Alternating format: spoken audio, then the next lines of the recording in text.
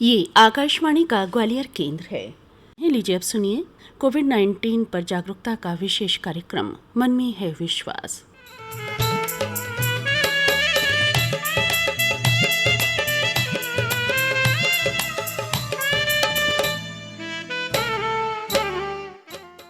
कार्यक्रम के सभी श्रोताओं को आभा गुप्ता का नमस्कार। श्रोताओं, ये समय हम सभी के लिए, बल्कि हम कहेंगे कि मानव अस्तित्व के लिए ही कठिन समय है, लेकिन फिर भी गुजर ही जाएगा। आखिर वक्त ही तो है, और वक्त भला कब ठहरा है। लेकिन हाथ पर हाथ रखकर बैठने का कोई भी समय नहीं होता है। चाहे कितना भी कठिन समय क्यों ना हो, हमें अपने कर्म करते रहना चाहिए। प्रख्यात वैज्ञानिक स्टीफन हॉकिंग ने कहा है कि जीवन चाहे जितना भी कठिन लगे, हमें हमेशा कुछ ना कुछ करते रहना चाहिए। और स्टीफन हॉकिंग ने तो इस बात को अपने जीवन में बिल्कुल सही साबित किया। मात्र 21 साल की उम्र में लाइलाज बीमारी के शिकार हुए स्टीफन, लेकिन उन्होंने हिम्मत नहीं हारी और आज दुनिया के सर्वश्रेष्ठ वैज्ञानिकों में उनकी गिनती होती है। बस दोस्तों, शर्त यह है कि हमें हिम्मत नहीं हारनी है। आशा की एक भी किरण कहीं दिखे तो उसके सहारे अंधकारमय रास्ता भी तय किया जा सकता है। हम यदि नज़र डालें तो हमारे आसपास ऐसी कई सकारात्मक सच्ची घटनाएं होती हैं जो हमें प्रेरणा प्रदान करती हैं। जहाँ से भी सकारात्मकता का भाव हमें मिले, ग्रहण करना चाहिए, ताकि हम आशावादी बने रहें और जीवन के संघर्षों में तप कर निखरते रहें। इतना ही नहीं, एक आशावादी व्यक्ति अपने संपर्क में आने वालों के मन में भी आशा का संचार करता है। और हाँ, ये भी याद रखिए कि किसी के साथ बुरा करना ही गलत नहीं है, बल्कि बुराई को सहन करना भी गलत है। यूँ तो श्रोताओं, घर को होम स्वीट होम कहा गया है, लेकिन कई बार इन घरों के अंदर भी यातनाओं की कहानी रची जा रही होती है, और इन यातनाओं के कारण किसी भी महिला की जिंदगी नर्क बन चुकी होती है। जी हाँ, हम बात कर रहे हैं घरेलू हिंसा की। महिलाओं के प्रति घरेलू हिंसा, कार्यस्थलों पर महिलाओं का यौन उत्पीड़न और ईव टीजिंग जैसे अपराधों के लिए क्या कानून है, और महिलाएं किस तरह से इस बारे में जागरूक हों, इस बारे में हमने बातचीत की एडवोकेट मोनिका मिश्रा से। Advocate Monika Mishra Gwalior high court में वकालत करती हैं, और इसके साथ साथ आप घरेलू हिंसा का शिकार महिलाओं के लिए काउंसलिंग भी करती हैं। तो आइए आपको सुनवाते हैं एडवोकेट मोनिका मिश्रा से की गई ये बातचीत। नमस्कार मोनिका जी, कार्यक्रम में आपका स्वागत है। आज इस कार्यक्रम में हम खासकर आपसे बात करेंगे महिलाओं के प्रति हिंसा के बारे में और घरेलू हिंसा के बारे में। खासकर इसके लिए क्या कानून है, महिलाएं कहाँ मदद ले सकती हैं अगर वो घरेलू हिंसा का शिकार होती हैं। तो सबसे पहले तो आप यही बताइए कि घरेलू हिंसा के अंतर्गत क्या क्या अत्याचार है जो महिलाओं पर होते हैं। घरेलू हिंसा जो एक शब्द है जी उसका अर्थ हम बहुत सारे तरीके से निकाल सकते हैं। जी जिनको हम घरेलू हिंसा कहते हैं वो कई बार हिंसा नहीं होती, जी क्योंकि हम पति पत्नी दोनों लोग हैं और दोनों के ऊपर अलग अलग जिम्मेदारियां हैं। जैसे हस्बैंड के ऊपर एक जनरल जिम्मेदारी है भाई घर चलाने की, और दूसरा वाइफ का है घर संभालने की। यदि पति बाहर से किसी कारणवश परेशान होकर आया है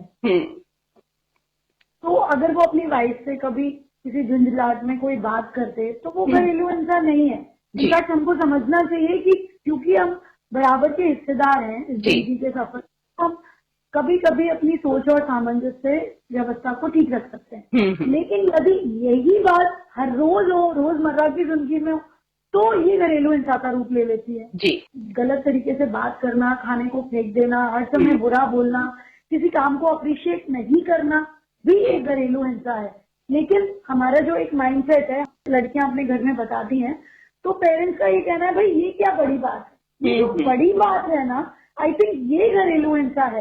कि हम जब तक वेट करते हैं, जब तक कुछ बड़ा ना हो जाए, जैसे हाथ उठाया, अरे एक आध बार तो सभी उठा, मार दिया, पीट दिया, इतना ज्यादा कर दिया कि मेडिकल कराना पड़ गया, तब वो समझते हैं कि अरे ये घरेलू हिंसा है। ये जो रोज वाद विवाद ये सब होता है, घरेलू हिंसा वी हैव टू एक्नॉलेज, और वुमेन को शिक्षित कर पाए तभी वो इसके डिफरेंस को समझ सकती है कि भाई क्या घरेलू हिंसा है। है ना। और उस चीज को समझना, सिर्फ झगड़ा करके घर से बाहर आ जाना क्योंकि आपके पास कुछ राइट्स हैं तो आप परेशान कर रही हैं, ऐसे लोगों ने घरेलू हिंसा की डेफिनेशन को थोड़ा बदल दिया है। और जो वाकई परेशान है वो आज तक ना तो कोई मदद ले पाए ना पुलिस के पास तक पहुंच, और लगातार इसको सहते भी रहते हैं, अत्याचार को सहते रहते हैं। कई बार तो आपको उनकी किस्से कहानियां जो वो बताते हैं घर में कि ऐसा भी हो रहा है, तो यू विल वंडर कि आज भी ऐसी नारी है जिसके साथ ऐसा होता है। और कई बार तो पढ़ी लिखी शिक्षित महिलाएं भी इसका शिकार होती हैं। शायद 70% शिक्षित महिलाओं के साथ ये हो रहा है।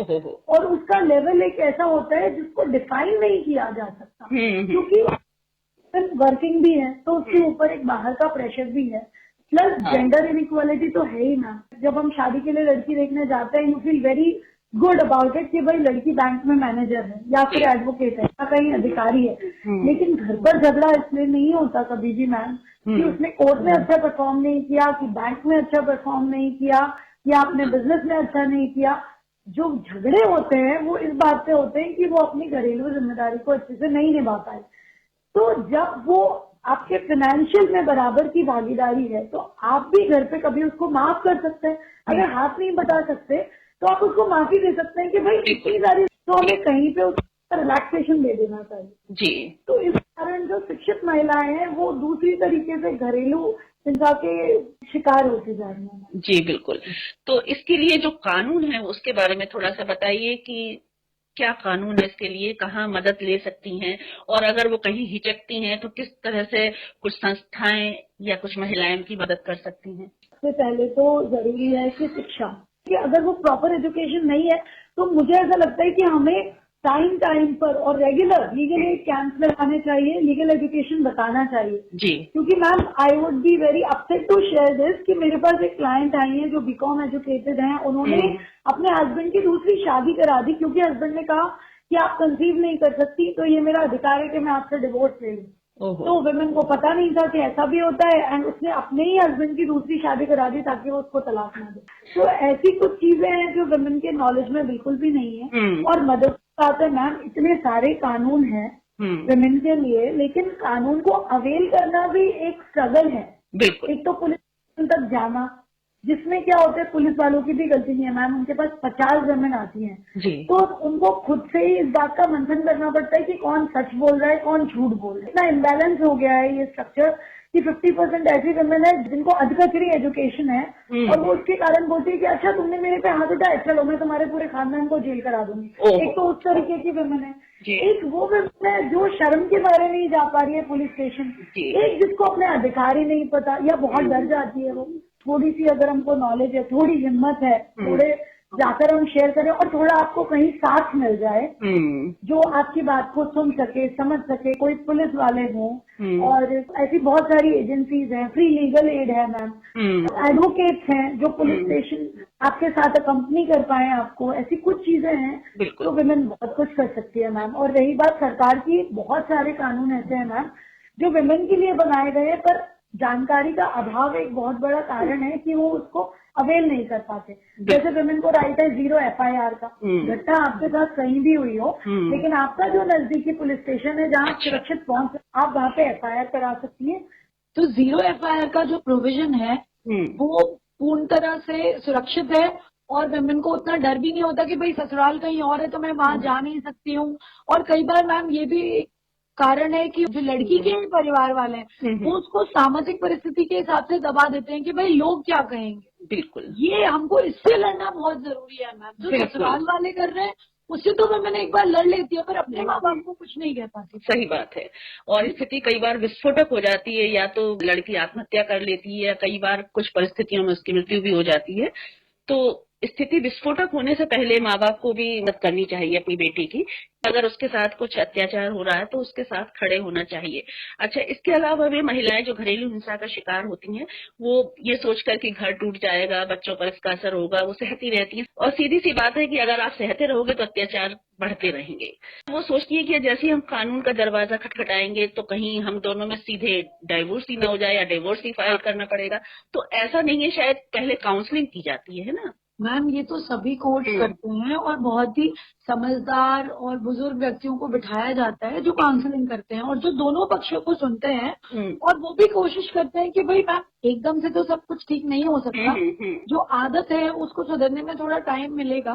तो कहीं भी आपका डिवोर्स केस हो या डोमेस्टिक वायलेंस हो, आजकल सब जगह काउंसलिंग का वेल प्रोविजन है। अगर आपको वहां जाने में हिचक होती है तो आप लीगल एड में जाइए, आप पुलिस को बताइए। पुलिस में भी जो विमेन है वो आपको काफी हेल्प करती हैं, वहाँ पे भी परामर्श केंद्र बना दिए हैं। तो मैम सरकार बहुत तरीके से मदद करना चाहती है, लेकिन महिलाओं को आगे आना पड़ेगा। परेशानी तो वही आकर बताएंगी जिस पर अत्याचार हो रहा है, अगर वो अपनी आवाज नहीं उठाएगी तो कोई इसके साथ कैसे खड़ा होगा? जानकारी नहीं है, उसको लगता है कि मुझे ससुराल वाले घर से निकाल देंगे तो मेरे बच्चे को कुछ ना कर दें।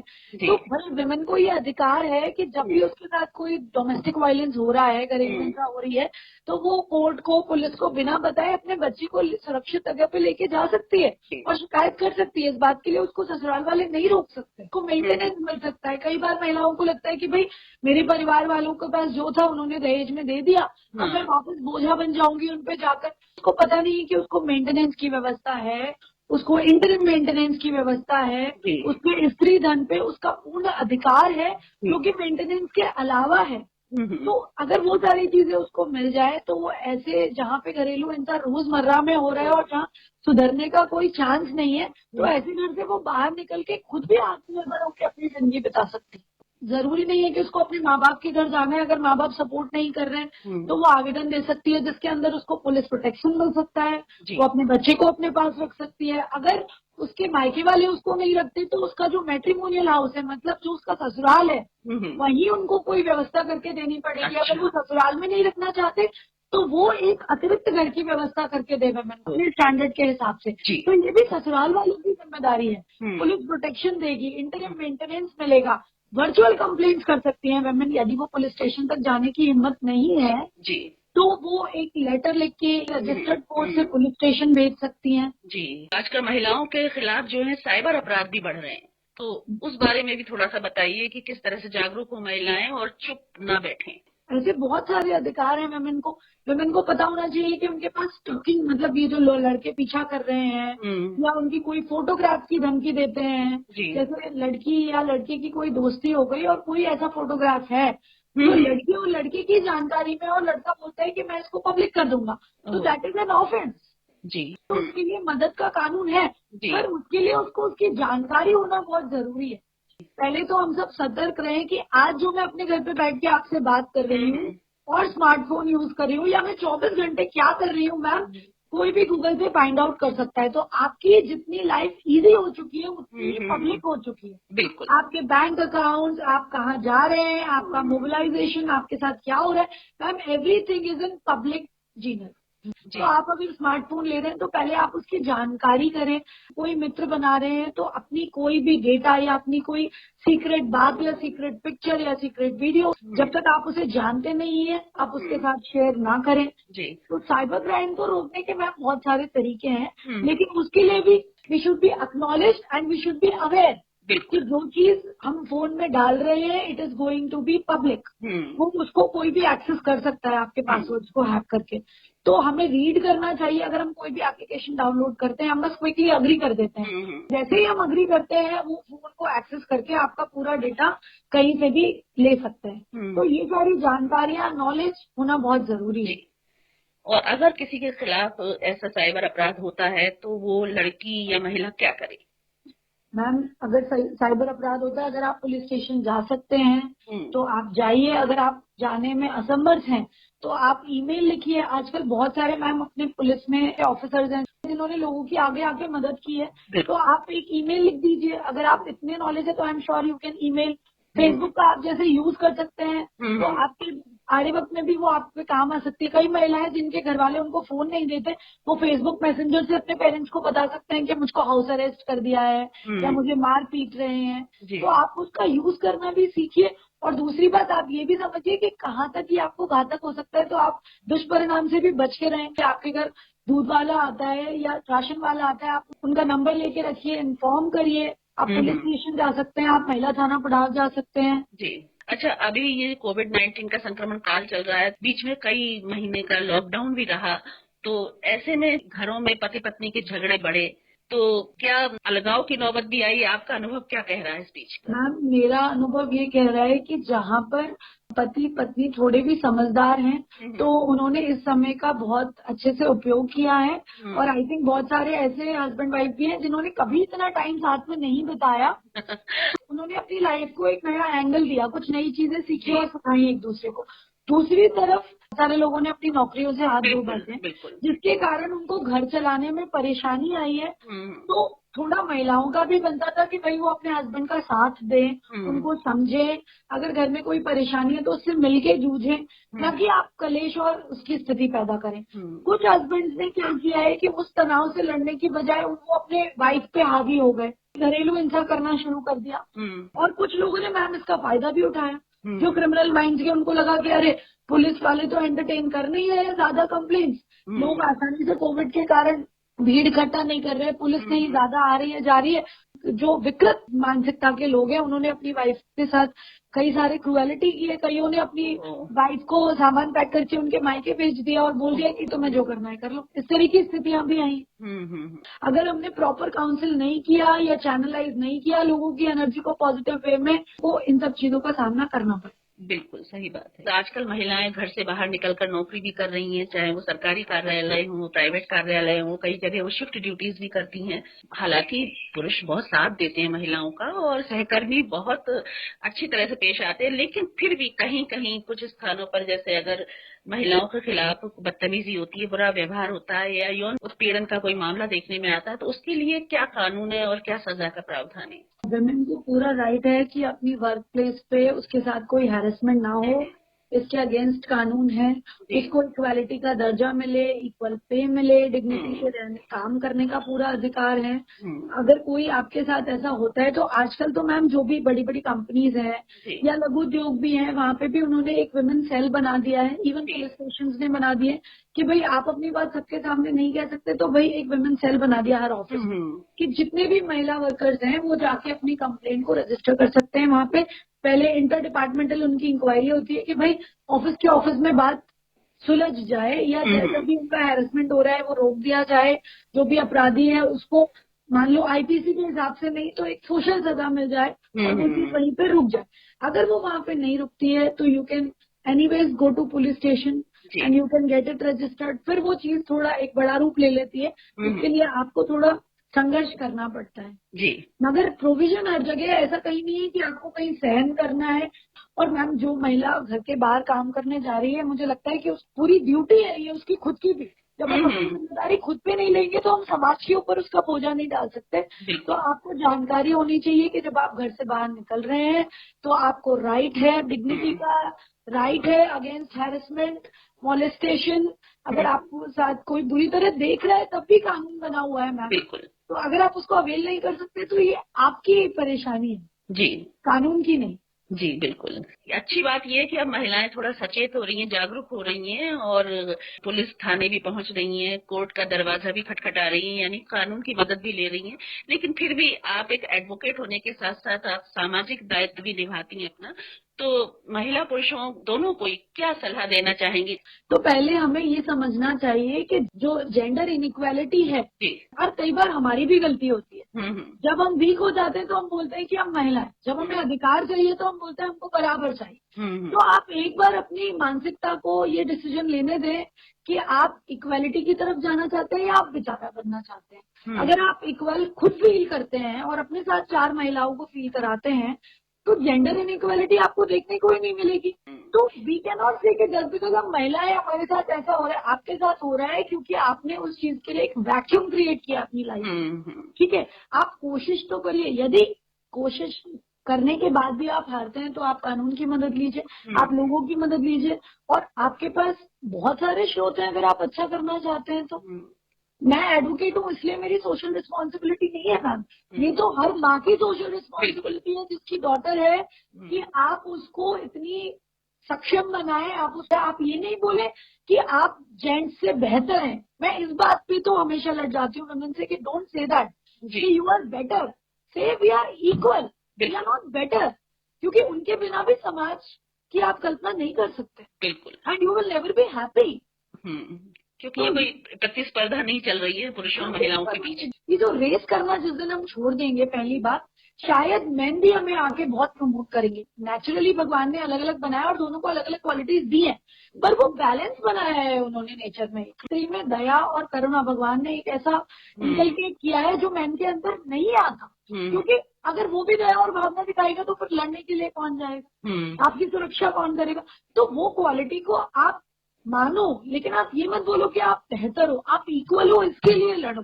और आप अपने साथ 4 महिलाओं की मदद करिए। आप देखिए, there is no gender inequality, बिल्कुल सही, because only a mental blockage, आपको उससे लड़ना पड़ जाएगा। बिल्कुल। और पुरुष भी ये न समझे कि क्योंकि पुरुष इतनी श्रेष्ठ है तो उनके लिए भी आपका कोई सुझाव? बिल्कुल मैम, मुझे लगता है कि पॉजिटिव वाइब्स अगर आपके पास हैं, अगर आप अच्छा सोचते हैं तो आप अच्छे लोगों से ही घिरे रहेंगे, चाहे वो मैन हो चाहे विमेन हो। पूरा समाज खराब नहीं है। जैसे एक पुरुष खराब है तो सारे नहीं है मैम। जिनके साथ ऐसे पुरुष ऐसा काम कर रहे हैं जो अमानवीय है, ना तो वो पुरुष है ना महिला है, वो अमानवीय है एक्चुअली, वो ह्यूमन राइट के अगेंस्ट है। तो ऐसे पुरुष से तो हमें लड़ना चाहिए। ऐसी महिला भी होगी तो भी मैं लड़ूंगी ना मैम। कई बारी विमेन के साथ उनकी सास बहुत खराब बर्ताव करती है, क्योंकि उनके अंदर ये झुंझलाहट है कि भाई मेरे को इतनी फ्रीडम नहीं मिली, मेरी सास ने मुझको इस तरीके से रखा, तो ये कैसे ऐसे कर ले। हाँ, महिला ही महिला पर कई बार अत्याचार करती है। कई बार अत्याचार करती है मैम, पुरुष तो करते हैं, वो बात अलग है। लेकिन बल्कि कई मामले ऐसे देखने में आते हैं समाज में कि महिलाएं यानी बहू जो है वो अपनी सास से, जेठानी से या ननद से ज्यादा दुखी रहती है। मुझे लगता है ये सारी चीजें आपस में एक तो बात करके सुलझानी चाहिए। कभी कभी जो सास है जिसके अंदर इतनी कड़वाहट है, कभी हमें ऐसे लोगों का भी मैम ब्रेन वॉश करना चाहिए, ऐसे कैंप्स लगाने चाहिए कि भाई आपके साथ जो हुआ आपको आगे नहीं करना है, आपको रोकना है। हर वुमेन को अपने बेटे को बेटर बना गए अपने पति से, ताकि आगे आने वाली लड़की परेशान ना हो। हर मदर को अपनी बेटी को इतना सक्षम बनाना है। जैसे आपके हस्बैंड ने आप पे हाथ उठाया क्योंकि उसने देखा है कि भाई जब पापा को गुस्सा आया तो उन्होंने माँ पे हाथ उठा दिया, तो ऐसा तो होता है, ये तो हो ही जाता है। ये जो हो जाता है वाली प्रॉब्लम है, ये आप अपने हस्बैंड को समझाइए, आप उसे काउंसिल करिए और आप बोलिए कि भाई अपने बेटे को ये नहीं दिखाना है हमको, नहीं तो वो भी आगे यही करेगा। हमें उनको काउंसलिंग से दूर करना है। कई चीजों को मैम पनिशमेंट की जरूरत नहीं है, काउंसलिंग की जरूरत। कानून सिर्फ उनके लिए है जो विकृत मानसिकता है, जो सुधर ही नहीं सकते। कानून इसलिए नहीं है कि किसी से गलती हो गई तो हम उसे पनिश करके और खराब कर दें या रिश्ता तोड़ लें, वो गलत है। पहले आप काउंसिल करिए। अगर नहीं, आपको लगता है कि नहीं अब तो कोई ट्राई नहीं है, तो ये भी मैं नहीं करी कि आप मरने के लिए उस घर में चले जाइए और आपको वो मार देते हैं या आपको सुसाइड करना पड़े। You should never do that. You are not born to be married and stay in a marital house. इसलिए थोड़ी पैदा हुई है लड़कियां की ससुराल में नहीं रही तो जीवन खराब है भाई, या तो मर जाओ या तुम्हें मार दिया जाए। बिल्कुल, ये अमानवीय है। घरेलू हिंसा का कारण कई बार फ्रस्ट्रेशन, मानसिक अवसाद, तनाव होता है या फिर घरेलू झगड़े ही होते हैं। पुरुष हो चाहे महिला हो, दोनों की जिम्मेदारी बनती है कि अपने सामाजिक दायित्वों को ठीक तरह से निभाएं, अपने व्यवहार पर कंट्रोल करें। जी मैम, हम अपने समाज को एक बेहतर बनाने की कोशिश करें। दोनों मिलके कर सकते हैं। यदि आपके पति में कोई खराब आदतें हैं तो आप कोशिश करिए कि वो सुधर जाए। अगर नहीं सुधरता, आपने सब कुछ कर लिया, आपको लगता है, तो भाई आप अपने राइट्स का यूज करिए और आप अपने जीवन को बेटर बनाइए। बिल्कुल, एक तरह से ये कह सकते हैं कि कानून है, पुलिस थाना भी है। अगर किसी भी महिला के खिलाफ किसी भी तरह की घरेलू हिंसा होती है, अत्याचार होते हैं, दहेज के लिए उसे पीटा जाता है या उसको प्रताड़ित किया जाता है, तो उसके लिए कानून है, समाज भी है। समाज में भी ऐसी कई संस्थाएं हैं, कई ऐसे लोग हैं, तो उनकी मदद ले, चुप ना बैठे। चुप बैठना सोल्यूशन नहीं है। बिल्कुल, अगर आप चुप बैठे हो तो मतलब आप खुद के साथ ही अत्याचार कर रहे हो। बिल्कुल, और हो सकता है कि आवाज उठाने से ही, कानून का दरवाजा खटखटाने मात्र से ही उसकी समस्या हल हो जाए, उसे केस लड़ना ही ना पड़े और उसे अपने पति को, ससुर को, सास को, किसी को सजा दिलानी ही ना पड़े, तो बेहतर स्थिति है ये तो। बिल्कुल आप सही कह रहे हो, ऐसा ही करना चाहिए विमेन को। थोड़ा मुझे लगता है अगर कहीं लीगल एड कैंप्स लगते हैं तो हमको अपनी बेटियों को भेजना चाहिए, उनको उनके अधिकारों की पूरी जानकारी होनी चाहिए। रादर स्कूल्स में भी ये पढ़ाना चाहिए। जो 11वीं 12वीं 10वीं तक लड़कियां पढ़ी हुई है उनको भी ये नॉलेज होनी चाहिए। क्योंकि हमको पता नहीं हो रहा है, कहीं बहुत सारे बाल विवाह हो भी रहे हैं।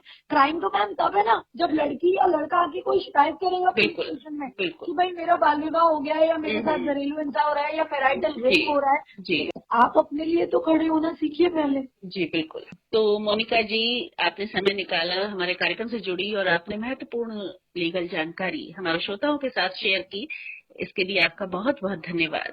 मैम धन्यवाद आपको कि आपने मुझे ऐसा मौका दिया कि मैं समाज के लिए कुछ कर सकूं। और आई थिंक ये हर पढ़ी लिखी महिला, लड़की, बेटी का कर्तव्य है कि वो को ऐसी भगवान ने किस्मत दी है कि उनके माँ बाप ने उन्हें पढ़ाया लिखाया है, तो वो आगे बढ़ के 100 लड़कियों की जिम्मेदारी उठाए, मेंटली तो उठाए। बिल्कुल। और फिर आप देखिए, there is no gender equality, domestic violence सब खत्म हो जाएगा। जी, तो आपका बहुत बहुत धन्यवाद मोनिका जी। नमस्कार। नमस्कार। तो अभी आप सुन रहे थे एडवोकेट मोनिका मिश्रा से की गई ये बातचीत। कोविड-19 पर जागरूकता का विशेष कार्यक्रम आप सुन रहे हैं आकाशवाणी ग्वालियर से। श्रोताओं, पिछले 24 घंटों में देश में 97,000 से भी ज़्यादा कोविड-19 के संक्रमण के मामले देखने में आए हैं। अब तक देश में कोविड-19 के संक्रमण से 83,230 मौतें हो चुकी हैं। पहले 5 लाख रोगी 179 दिन में बढ़े थे, लेकिन अभी 5 से 10 लाख रोगी होने में सिर्फ 51 दिन लगे। लेकिन राहत की बात यह है कि एक दिन में रिकॉर्ड 82,000 लोग देश में स्वस्थ भी हुए हैं। अनलॉक फेज 4 इस समय चल रहा है, 5 भी शुरू हो जाएगा, तो हमें पूरी सावधानी बरतनी है। सावधान रहिए लेकिन खुश भी रहिए। और हाँ, खुशी का संबंध रुपए पैसे से नहीं होता है। हार्वर्ड बिजनेस स्कूल के assistant professor doctor Ashley Williams कहते हैं कि जो लोग पैसे की जगह समय को ज़्यादा महत्व देते हैं वे अधिक खुश रहते हैं। हमारे देश की पहली हैप्पीनेस इंडेक्स के अनुसार मिजोरम, पंजाब और अंडमान निकोबार 3 सबसे खुशनुमा राज्य हैं। बड़े राज्यों में पंजाब, गुजरात और तेलंगाना अव्वल हैं और छोटे राज्यों में मिजोरम, सिक्किम और अरुणाचल शीर्ष पर हैं। खराब स्कोर करने वाले 10 राज्य जम्मू कश्मीर, मध्य प्रदेश, तमिलनाडु, नागालैंड, राजस्थान, गोवा, मेघालय, उड़ीसा, उत्तराखंड और छत्तीसगढ़ हैं। इन राज्यों की क्रमशः रैंकिंग 27 से 36 है। श्रोताओं, ये शोध IIM और IIT में प्रोफेसर रहे राजेश पिलानिया के नेतृत्व में मार्च 2020 से जुलाई 2020 के बीच की गई। इसमें देश भर के 16,950 लोगों ने हिस्सा लिया और इस अध्ययन के परिणाम बताते हैं कि वैवाहिक स्थिति, आयु वर्ग, शिक्षा और कमाई का सकारात्मक रूप से खुशी से सीधा संबंध है। अविवाहित लोगों की तुलना में शादीशुदा लोग ज़्यादा खुश होते हैं। इस अध्ययन में ये भी देखा गया कि कोरोना का लोगों की खुशी पर क्या प्रभाव पड़ा। महाराष्ट्र, दिल्ली और हरियाणा के लोगों की खुशियों पर कोरोना ने सबसे ज़्यादा असर डाला है। पुडुचेरी और जम्मू कश्मीर के लोगों पर कोई असर देखने को नहीं मिला। वहीं मणिपुर, अंडमान और निकोबार द्वीप, साथ ही लक्षद्वीप में लोग इस दौर में आशावादी बने रहे।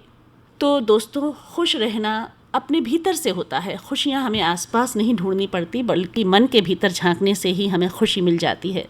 तो जहाँ तक संभव हो घर में ही रहिए, सुरक्षित रहिए, खुश रहिए और सुनते रहिए आकाशवाणी के कार्यक्रम।